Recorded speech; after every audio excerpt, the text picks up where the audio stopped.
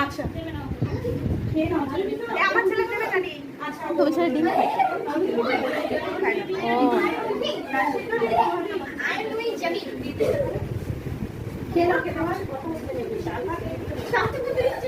ও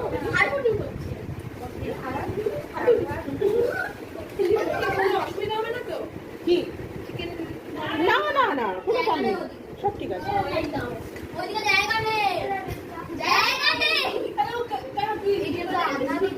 কি হয়েছে কি কিসের জায়গা?